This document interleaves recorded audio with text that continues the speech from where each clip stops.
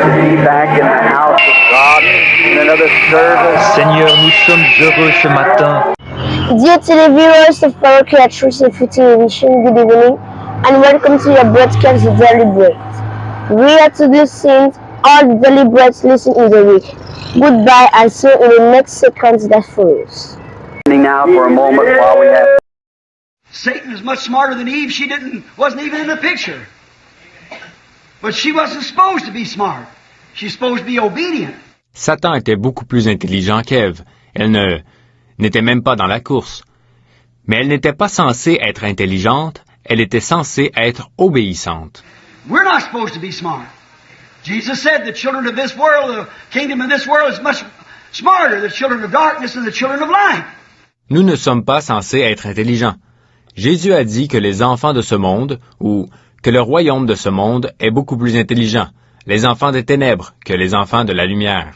We're likened to sheep. Sheep can't even lead themselves. They've got to have a shepherd. God don't want us smart. He wants us to lean on His understanding. Amen. Just where He leads. Amen. Nous sommes semblables à des brebis. Les brebis ne peuvent même pas se conduire elles-mêmes. Il leur faut un berger. Dieu ne veut pas que nous soyons intelligents. Il veut que nous nous reposions sur son intelligence à lui. Amen. Là où lui nous conduit. Amen. You see the picture? Don't lean upon your own understanding, Proverbs 5:3. Don't lean upon your own understanding. Lean upon His understanding. Vous voyez le tableau? Ne vous appuyez pas sur votre intelligence. Proverbe 5.3. Ne vous appuyez pas sur votre intelligence, appuyez-vous sur son intelligence. No matter how contrary it seems, how big the bright lights look out here, don't pay no attention to it. Just lean on His understanding. What He said is the truth. Peu importe combien cela peut sembler contraire et combien ces lumières vives, là-bas, peuvent sembler imposantes, n'y prêtez aucune attention. Appuyez-vous simplement sur son intelligence, sur ce qu'il a déclaré être la vérité. Cain and Abel, both of those boys realized that they were mortal, they were dying, burning down like a candle, and someday must return back to the dust and to the Maker that brought them forth, and they wanted to find favor with God. Caïn et Abel, ces deux jeunes hommes, ils avaient pris conscience qu'ils étaient mortels, qu'ils allaient mourir, s'éteindre comme une bougie, et qu'un jour ils allaient devoir retourner à la poussière, vers le Créateur qui les avait créés, et ils voulaient s'attirer les bonnes grâces de Dieu. So they both come to worship. Here's a little point we might drop in right now, so that you'll truly understand. Ils sont donc, tous deux, venus adorer. Voilà un petit point que nous pouvons souligner en passant maintenant, pour que vous compreniez vraiment. Now I think that every person ought to belong to church somewhere. That's a duty for you. You should belong to church. But just belonging to church won't do the job. See? Bon, je pense que toute personne devrait faire partie d'une église quelque part. C'est votre devoir. Vous devriez faire partie d'une église. Mais le simple fait de faire partie d'une église ne fera pas l'affaire. Voyez? I think everybody ought to worship the Lord Jesus Christ in a singleness of heart, purity of heart. But that just isn't enough. Je pense que tout le monde doit adorer. On doit adorer le Seigneur Jésus-Christ en simplicité de cœur, en pureté de cœur. Mais ce n'est tout simplement pas suffisant. I believe every man ought to have faith in God, predominating faith in God, but yet that isn't it yet. See? Je crois que tout homme doit avoir foi en Dieu, une foi prédominante en Dieu. Et pourtant, ce n'est toujours pas suffisant. Voyez? If going to church, belonging to church, paying tithes, worshiping God, and all these things that we do today call religion, God would be unjust to condemn Cain because he done every bit of it. Si c'est d'aller à l'église, d'être membre d'une église, de payer ses dîmes, d'adorer Dieu et toutes ces choses, ce que nous faisons aujourd'hui et qu'on appelle la religion, alors il serait injuste de la part de Dieu d'avoir condamné Caïn parce que tout cela... Some people say, well, you should live a better life. Turn a new page. It's just New Year's. Oh, how many resolutions did you make and already broke them? It'll never work. Certains disent, eh bien, vous devriez mener une meilleure vie. Tournez la page. C'est le nouvel an. Oh, combien de résolutions avez-vous prises et avez-vous toutes brisées? Ça ne marchera jamais. It's a dying out and a rebirth, a regeneration, a new creature in Christ Jesus. That's what the world needs today. That's what the church needs today is an old-time apostolic, blood-shaking Holy Ghost revival. That's right.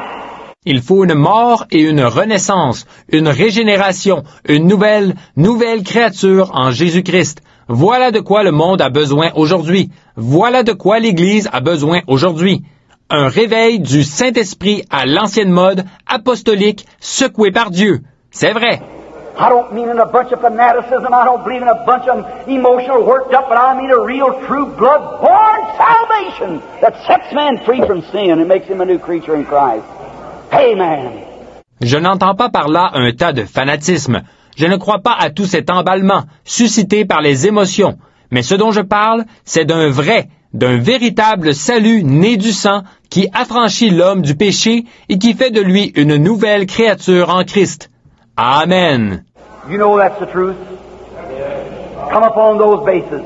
Come to God like that and see what happens. Vous savez que c'est la vérité. Venez sur ces bases-là. Venez à Dieu comme ça, et vous verrez ce qui arrivera. Recognize the Lord Jesus Christ as your superior.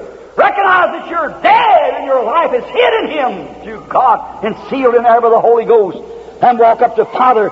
Reconnaissez le Seigneur Jésus-Christ comme votre supérieur. Reconnaissez que vous êtes mort et que votre vie est cachée en lui par Dieu et qu'elle y est scellée par le Saint-Esprit. Puis, approchez-vous du Père. You become a part of God. The very nature of God's in you. You're a son of God. You're a daughter of God. Vous devenez une partie de Dieu. La nature même de Dieu est en vous. Vous êtes un fils de Dieu. Vous êtes une fille de Dieu. Moses led 2 million people through the wilderness. And he led them for the space of 40 years. And when he come out on the other side, there wasn't a feeble one among them. Wouldn't you doctors here tonight, or some of you like to know what Dr. Moses had prescription? Moïse a fait traverser le désert à 2 millions de personnes. Il a conduit ces gens pendant 40 ans, et quand il est arrivé de l'autre côté, il n'y avait pas un seul d'entre eux qui était faible. Vous, docteur, ici ce soir, ou certains d'entre vous, ne voudriez-vous pas savoir ce que le docteur Moïse avait, sa prescription? What did he give those people? How many babies is born each night? How many old people and so forth? How many lame and crippled and how many colics and everything else did he get through the night? And Dr. Moses took care of every bit of it. Que donnait-il à ces gens? Combien de bébés naissaient chaque nuit? Combien de vieillards et ainsi de suite? Combien de boiteux et d'infirmes? Et combien de cas de coliques et tout le reste devait-il voir pendant la nuit? Et le docteur Moïse a pris soin de tout, au complet. Would you like to look at his medicine bag and find out what kind of prescription he gave? Would you like to know what it is? Aimeriez-vous jeter un coup d'œil dans sa trousse à pharmacie et découvrir le genre de prescription qu'il donnait? Aimeriez-vous savoir ce que c'était? Let's see what it was.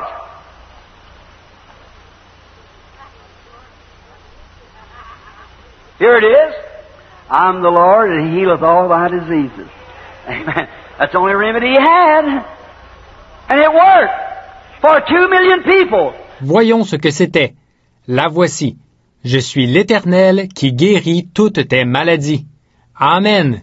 C'était le seul remède qu'il avait, et ça a fait l'affaire pour 2 millions de personnes. And the prophets has always spoke the words that should happen along each age. Et les prophètes ont toujours prononcé les paroles qui devaient s'accomplir, tout au long des âges. And when the people gets in trouble and God answers them, He sends them a anointed prophet or some kind of a messenger because He cannot go back on His word that He's destined for that age. Et quand les gens ont des ennuis et Dieu leur envoie la réponse. Il leur envoie un prophète oint ou un certain messager, parce qu'il ne peut pas revenir sur sa parole qu'il a destinée à cet âge-là. But what He does, He sends a messenger to make that part of the word live to that age. Always does it, see? Mais alors, ce qu'il fait, c'est qu'il envoie à cet âge un messager qui fera vivre cette partie-là de la parole. C'est toujours ce qu'il fait, voyez? He formed His word in the beginning. He knowed the end from the beginning. He spoke His Word. And each age, when they'd get in trouble, they would pray, and God would send an anointed one. Il a formé sa parole au commencement. Il connaissait la fin dès le commencement.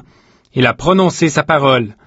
Et dans chaque âge, quand les gens avaient des ennuis, il priait, et Dieu envoyait un oint. And that anointed one would absolutely make that promise of that age that was foretold for that age live. Et ce oint faisait carrément vivre la promesse destinée à cet âge-là, qui avait été annoncée d'avance pour cet âge. And that's what He does all the time. God never changes His program. We never find God changing. Et c'est ce qu'il fait tout le temps. Dieu ne change jamais son programme. Nous voyons, en effet, que Dieu ne change jamais.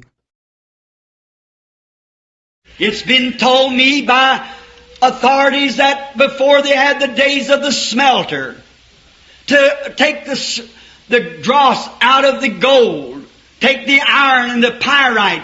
Des experts m'ont parlé du procédé qu'on utilisait avant l'époque des fonderies pour débarrasser l'or de ses impuretés, du fer et de la pyrite. The pyrite is so close like the real gold till it's called the fool's gold. But the way they got all that out, that they beat it out with a hammer. La pyrite ressemble tellement à l'or véritable qu'on l'appelle l'or des fous. Mais le procédé qu'ils utilisaient pour le débarrasser de tout cela, c'est qu'ils le battaient à coups de marteau.